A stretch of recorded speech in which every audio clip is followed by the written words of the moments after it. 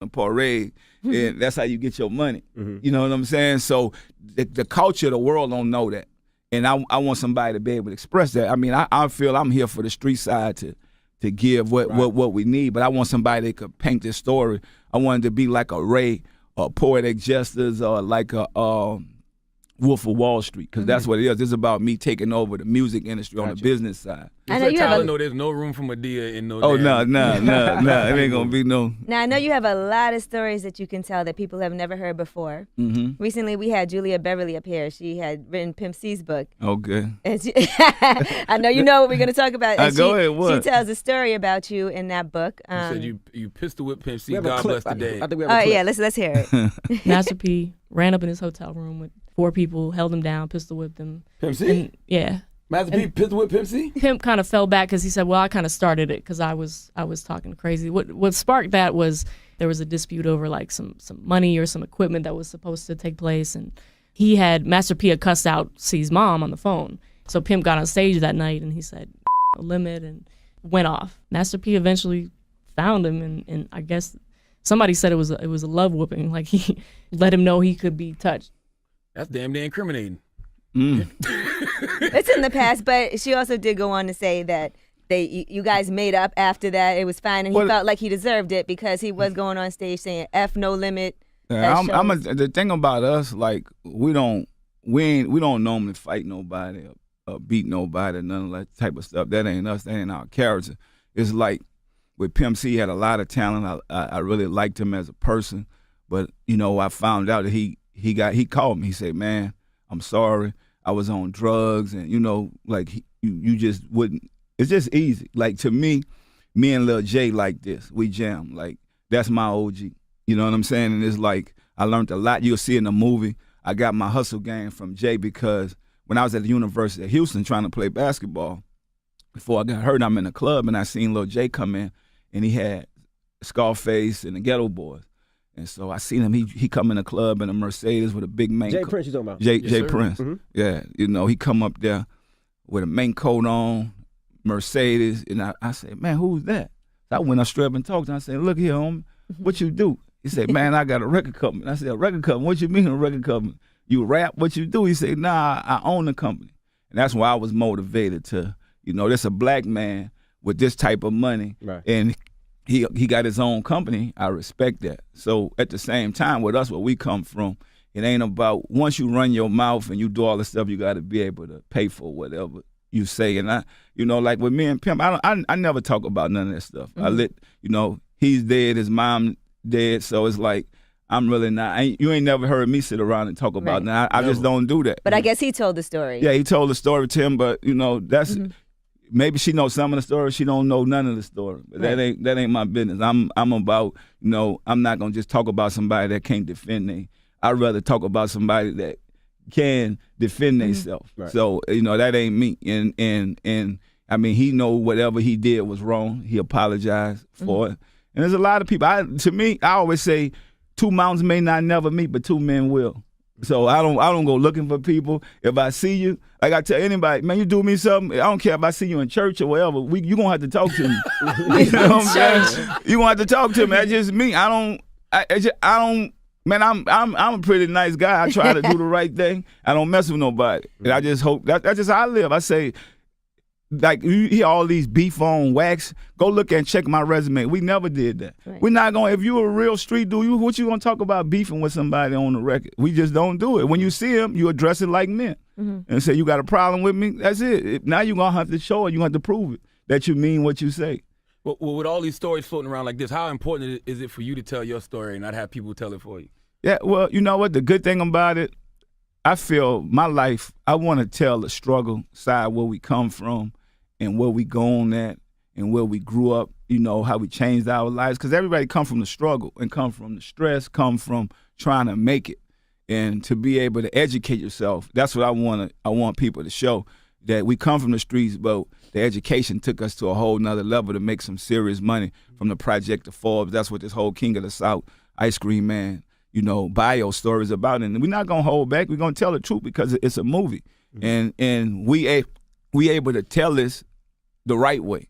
You know, like it's not like Biggie or Pac, they not here, so somebody might tell their story any kind of way. You know, me and C, I was on that bus with Pac, knowing that I'm the opening up act. And now one day I'm gonna turn around and gonna be the biggest act in the world to where these guys gonna probably need me. And that was in my mind. That was embedded. Like, I'm from the South, but I'm gonna represent the South everywhere I go. And that's what I did. I mean, the East Coast took to our Body and the Ice Cream Man and make them say, which a lot of people say, oh, you're not the best rapper in the world. I never was trying to be the best rapper in the world. Lil Wayne the best rapper in the world. You know what I'm saying? I'm trying to make the most money off of what I do. That's what I'm trying to do, and I did this on my own, gotcha. You know, with a great team of people with me. But everybody got to have a vision, and you know, my whole thing was no limit to my success, and I named myself Master P because I'm a master of whatever I do. And anybody that don't understand, they know that we broke the wave to where we could make money in the business. A lot of people you look at from the East Coast. A lot of my friends from the East Coast that did music, they looked at it as just an art. And I'm like, this ain't no art. We got to eat off of this. I got so many poor people in my family. Nobody ever had money in my family. So I broke that curse, that generation curse that we had, that everybody was poor. And when y'all start taping? Have y'all started filming? Y'all haven't started filming? No, we haven't started filming yet. We doing the casting, right? We still casting right now. When y'all start filming, do y'all know yet or not yet? Once the casting is done. And, you know, we're in the works of some other things. So once we get done with that, I mean, we ready to go. Why do you think that down south trap story hasn't been told on the big screen yet? Like, you ain't seen a BMF movie or even your film. Like, how they had, you know, they showed the gang lifestyle in on the West. Why they haven't shown that? Well, I think it's time now. To be honest with you, like, a lot of people don't own their stories. A lot of people don't own things that they need that could make this happen. You know, a lot of these guys got so many people in the pot to with me. It's just me. I could make it move. And I think that's the great thing about this, that we're going to be able to do something that you know, tell our side of the story from the South, because we had to hustle. We had to break through those chains because, you know, the East Coast had the best rappers, West Coast had the best rappers, and then for us, people looked at us like, man, y'all just here. Because at first it was like gold teeth. Nobody really tripped on gold teeth. You know, I'm coming with a mouthful of gold teeth. They're like, oh, you country. Now everybody got gold teeth and dreads now. You know, everywhere you go. And I mean, those are some of the barriers that we broke as people. How was it for you performing on the East Coast at first? Because I know in Luke, in his book, he talks about how they just did not respect down south artists. When they would come to New York, it was I ain't difficult. gonna even lie, New York really just embraced me. They was body. They was like going crazy. I'm like, man, this is, you know, this is what it's about. Yeah, they like, showed P a lot of love. Yeah, they showed a lot of love in the East Coast, the West Coast, I mean, the Midwest, Cincinnati. I started, this is how I really broke. In the Cincinnati, so I'm on tour with Tupac, Spice One. They got into it with some guys in the club. You know, Tupac was on this dude or later, but he was drunk. So he on this girl, and I'm like, man, it's about to go down. I'm a dude from the South. You can't mess with nobody, woman. You tripping. So I'm telling Pat and them, like, man, look, man, leave that alone. Nah, man, I'm cool. So I'm like, okay, I'm going over here. Y'all tripping. Do you? I mean, he just was on this girl, and the dude walked up and said, look, man, I know you Tupac, I'm a big fan of yours, but that's my bro. He said, nah, she won't be with me. So the dude was like, man, I'm telling you, this is my bro, man. I'm going to shoot this place up, man. You know how they is out there. I'm going to shoot this place up. I guess they didn't get it. I told him, man, y'all need to get up on out of here. Right. Before you know it, da-da-da-da.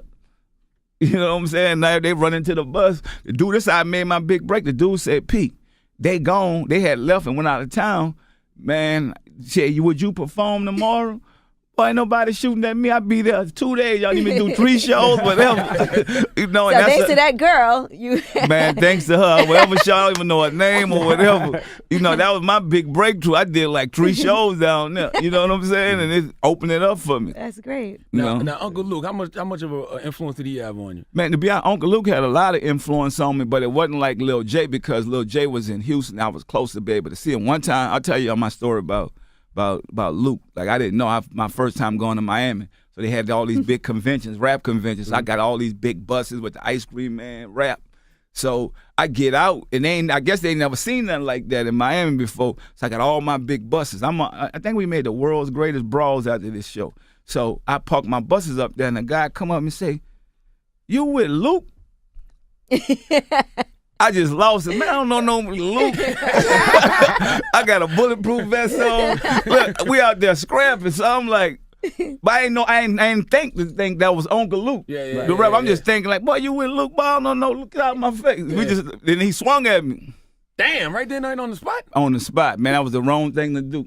You know what I'm saying? We ate him up out there, right there.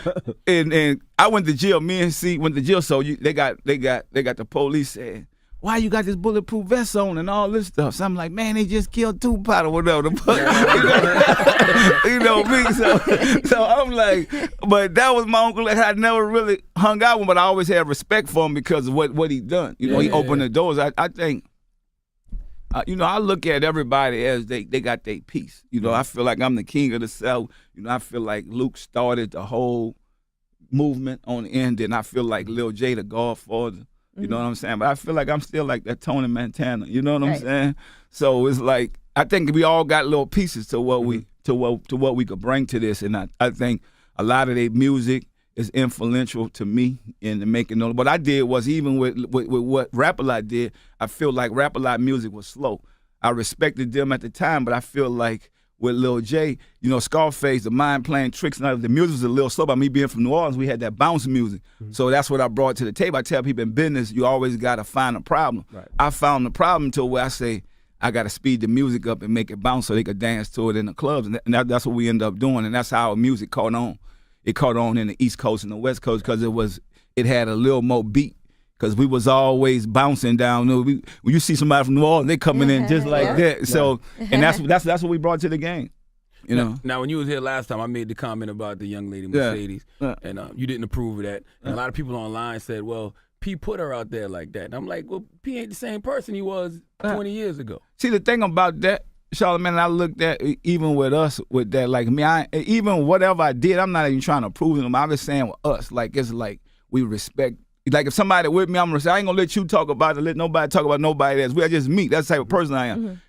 I feel like we just respect all women. And she wasn't here to she wasn't here to defend herself or whatever. So I just think like I'm not worrying about what the people got to say on the thing. Me and you on the same page. It's just respect. I feel like we respect women. We respect. Just like somebody respect my mama. I don't care who you is. You disrespect my mama, I'm gonna disrespect you. You know what I'm saying? And I just feel like when people not there, that's the same thing. You asking about Pimp. I'm not gonna disrespect the man. He not here. You know what I'm saying? Like a lot of stuff was wrong what they done, but they not here. So I feel like I'm just let that go. That's in the past. Right. You know what I'm saying? And even with the women out here, you know, it's like if that's a female around my camp and she been there, we made money together. I'm not gonna disrespect. I'm not gonna let nobody because that's just me. That's my character. Like you know? if I'm not here and y'all talking about me. He gonna. He probably would let you disrespect me. But that ain't me. That ain't my character. I'm not gonna. Now, P, you got 9 kids, P? Mm-hmm. Wow.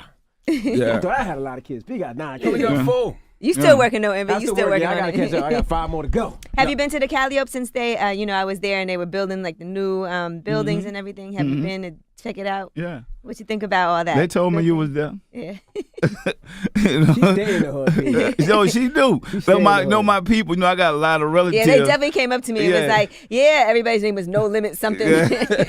But think about but that's how you got to look at it. It's like, we still shoot videos. Ace just shot a video back there. I think we the only people that come from the hood that still could do what we do. Because we still, our family still, some of my family, they just ain't gonna leave. You know, I could go take them somewhere else. They just going back to the hood. I was like that at one time. And I found myself getting in trouble because I'm like, every time I come home, I end up right back in the project. You know, and I had to change that. I'm like, man, I gotta use the project as a motivation to show them that look what we could do. We could make it out. We could go buy mansions. We could go buy nice cars. We could buy nice things and come from here. And I think that's basically what it is for me now is doing that is important to show. Because that's what motivated me, seeing somebody could be successful and come from there. Did money ever get funny with you at all when in your whole career in the music industry? Did you ever get to a point where it was losing and you had to do something to get it back? Oh, yeah, you man. filed for bankruptcy once, right? I never filed for bankruptcy. I let people tell me what you need to do. And that's what artists need to do. You got to understand financial literacy. And I start studying this stuff. Like, I'm not going to let somebody just take control of my life. Money get funny for everybody.